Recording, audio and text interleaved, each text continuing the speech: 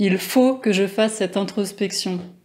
J'avais envie de te parler de cette phrase et de l'intention qui va avec, parce que j'entends souvent ça chez les personnes qui réservent des téléconsultations, des accompagnements. Là, maintenant, Karine, il faut que je fasse cette introspection, c'est plus possible. Allez, maintenant, j'y vais.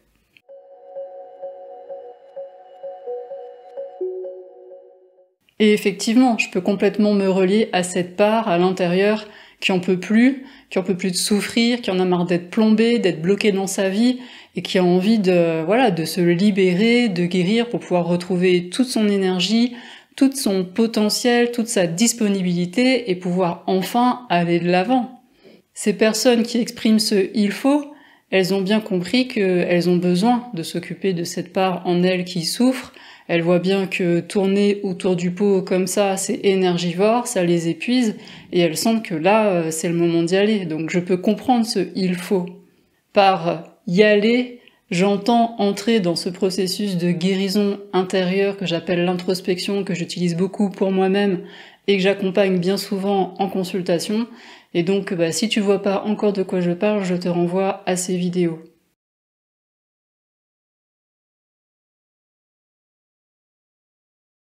On croit bien souvent que l'émotion en elle-même, c'est fatigant. Et on croit souvent que plus l'émotion est intense, plus on va être fatigué et plus ça va nous prendre de l'énergie. Mais c'est pas exactement comme ça que ça se passe. En fait, ce qui va être vraiment énergivore et ce qui va être épuisant, c'est pas tellement l'intensité de l'émotion en elle-même. C'est plutôt nos peurs par rapport à ces émotions, donc c'est encore une émotion sur l'émotion, et c'est surtout, du coup, toutes les stratégies qu'on va mettre en place pour refuser, pour rejeter ce ressenti, pour bloquer cette émotion. Ça peut être de se décaler de soi-même, ça peut être, croit-on, de couper cette énergie, cette émotion. Enfin, il y a plein de stratégies possibles pour ne pas ressentir, et ça, ces stratégies, ces mécanismes-là, eux, ils sont vraiment énergivores. Et effectivement, plus l'émotion est intense, plus il va falloir beaucoup d'énergie pour ne pas ressentir cette intensité émotionnelle. Je te propose une image toute simple pour bien comprendre ça. Imagine, tu as vécu quelque chose de douloureux, d'inconfortable, donc tu as coupé avec ces ressentis. Ça veut dire que tu as mis une part de toi qui souffre dehors, à l'extérieur de ta maison. Voilà, tu as une part de toi qui est rejetée, qui est dehors, et toi, t'es tranquille chez toi, dans ta maison. Ces rejets des ressentis, ces processus de décalage vont aussi s'accompagner dans le corps de blocages, de mise en place de processus de cristallisation dans les cellules. D'ailleurs, je vais peut-être faire bientôt une vidéo pour expliquer plus en détail comment se passent ces processus de blocage et de cristallisation dans le corps, j'entends. Dis-moi dans les commentaires si c'est un sujet qui t'intéresse. Qu'est-ce qui va se passer ensuite ?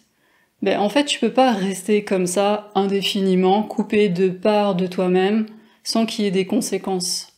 Et donc la part de toi qui est rejetée et qui est là, qui est à la porte, elle attend que tu lui ouvres la porte pour pouvoir la réintégrer, pour pouvoir l'accueillir. Oui, mais toi, t'as pas du tout envie de ressentir ce que ressent cette part de toi qui souffre, donc tu veux pas ouvrir la porte. Mais cette part de toi qui souffre, elle est là, derrière la porte, et elle toque. Toc, toc, toc. On a toqué à la porte ? Non. Tu fais ta vie, t'as pas envie d'entendre, ça t'arrange bien de pas entendre. Tu fais ta vie, tu passes à autre chose. Toc, toc, toc. On a toqué, là. Non, mais ça doit être quelqu'un, là, qui s'est trompé de porte, c'est bon, allez, je vais faire autre chose. Toc, toc, toc. Là, on a frappé.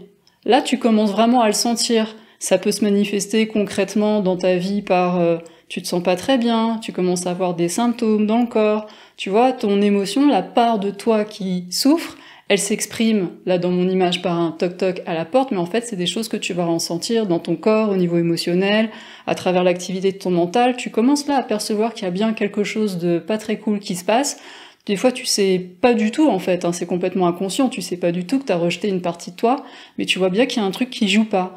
Mais bon, c'est pas très agréable, t'as pas trop envie d'aller regarder, peut-être tu flippes en fait, et donc tu continues à faire comme si de rien n'était, puis t'as peut-être pas l'espace pour t'en occuper, ta vie elle est stressante, t'es complètement surbookée, donc tu continues comme si de rien n'était.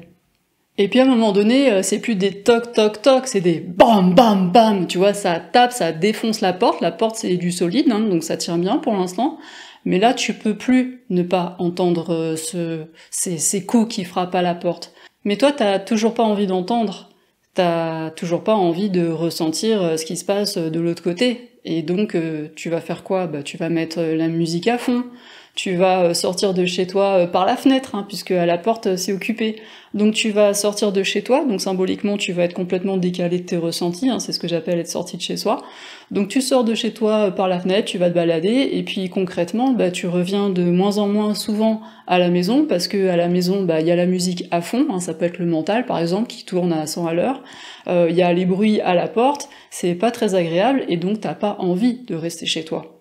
Mais tu sais bien, c'est juste épuisant de pas pouvoir rentrer se reposer à la maison. Et donc, à un moment donné, tu n'as pas énergie infinie. Donc, qu'est-ce qui va se passer? Soit tu vas décider en conscience de t'occuper de tout ce qui se passe là et qui joue pas, que ce soit des symptômes physiques, que ce soit au niveau émotionnel, que ce soit au niveau de ton mental, au niveau de ta vie, de ce qui va pas, tu vas t'en occuper.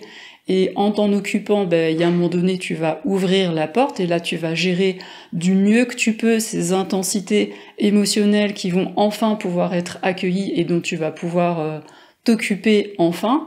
Ça, moi, c'est ce que j'appelle faire le processus d'introspection, mais il y a plein de manières de s'en occuper, en fait, hein. Soit tu vas continuer à faire la sourde oreille. Et à un moment donné, forcément, la part de toi que tu as rejetée va défoncer la porte. Parce que tu n'auras plus juste assez d'énergie pour maintenir la porte fermée. Et donc la porte, elle va s'ouvrir. Mais là, tu vas en général pas contrôler grand-chose, pas pouvoir gérer grand-chose, ça va se passer comme ça peut se passer. Ça peut être un burn-out, ça peut être une maladie plus ou moins grave, ça peut être plein de choses qui vont se passer, mais qui vont correspondre au fait que cette part de toi que tu as rejetée va revenir clairement dans ta vie, et là, tu auras plus le choix que de t'en occuper avec les moyens et l'énergie que tu auras à ce moment-là.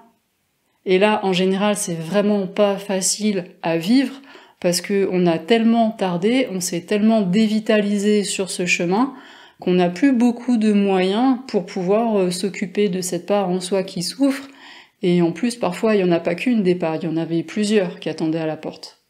Tu vois, donc je t'explique tout ça pour bien étayer que, effectivement, pris dans cette intensité, on peut avoir ce sentiment d'urgence qui se traduit par « il faut que je fasse cette introspection ».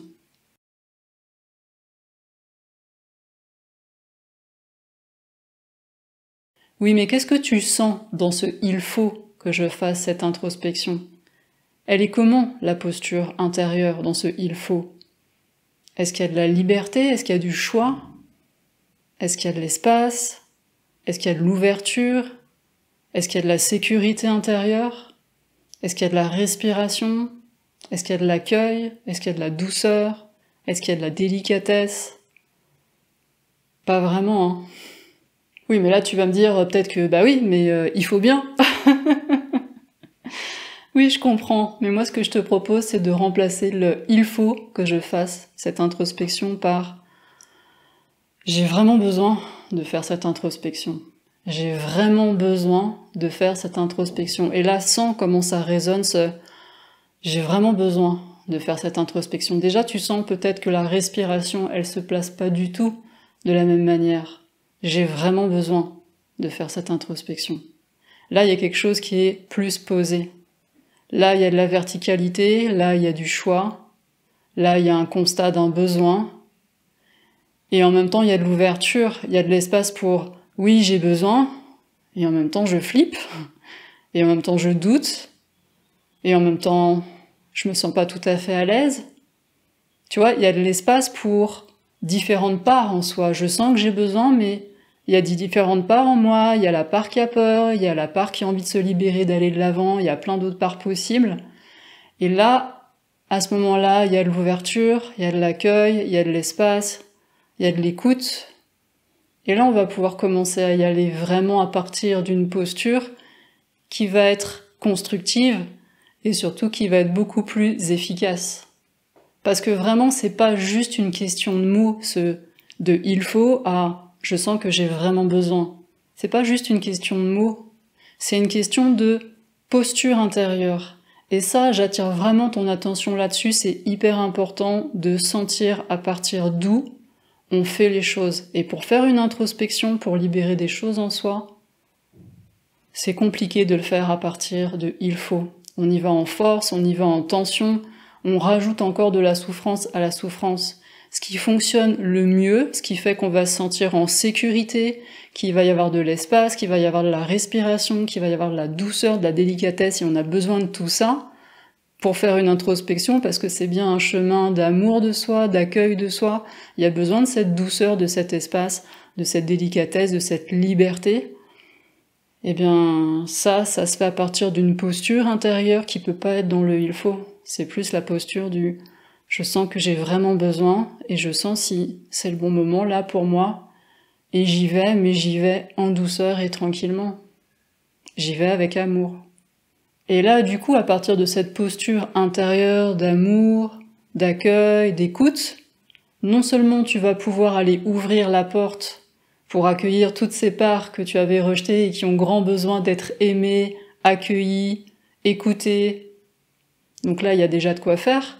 Mais tu vas aussi pouvoir le faire en tenant compte des parts en toi qui ont absolument pas envie d'ouvrir la porte. Et là, il y a aussi des parts qui ont besoin d'être entendues, accueillies, et il va y avoir un dialogue intérieur qui va démarrer, et tu vas avoir à apprendre à tenir compte de tout le monde en toi. Et ça, c'est complexe, mais ça s'apprend. Et c'est en ayant cette disposition intérieure d'écoute et d'intégration de toutes ces parts, et d'aimer toutes ces parts et de prise en compte de toutes ces parts, que là, ça va devenir réellement efficace et que là, tu vas pouvoir guérir et libérer beaucoup de choses. J'ai fait une vidéo justement sur les mécanismes de l'ego et sur ces parts gardiennes. Je t'invite à aller voir cette vidéo si c'est quelque chose qui t'intéresse. Voilà, donc je t'invite vraiment à être attentif, attentive aux mots que tu utilises intérieurement et dans ce que tu exprimes. Quand tu impulses une action, que ce soit une introspection ou autre chose, parce que parfois, la posture intérieure, l'élan, la manière dont ça part à l'intérieur, mais ça conditionne tellement la manière dont ça va se passer, que ce serait dommage de pas avoir cette conscience-là et de pas le faire à partir de l'endroit en soi qui est le plus facile, qui est le plus efficace et qui est le plus agréable. Si ces quelques réflexions t'ont donné envie d'approfondir tes connaissances sur ce processus de guérison intérieure que j'appelle l'introspection, je te renvoie à cette vidéo où j'explique un peu plus en détail comment ça se passe, en quoi ça consiste, et je te renvoie aussi à cette vidéo qui permet d'approfondir un peu ces connaissances et d'éviter d'être bloqué dans ce processus de guérison intérieure. Tu trouveras aussi des ressources, vraiment les pratiques de base, avec même des progressions déjà toutes faites sur la plateforme en ligne d'Inflorescence, inviter davantage de présence consciente dans sa vie. Et bien sûr, tu peux me contacter directement si tu sens que tu as besoin d'être accompagné sur ce chemin. Je te remercie de tout cœur pour ta présence et je te dis à très bientôt pour de prochaines vidéos. Je t'embrasse. Bye bye.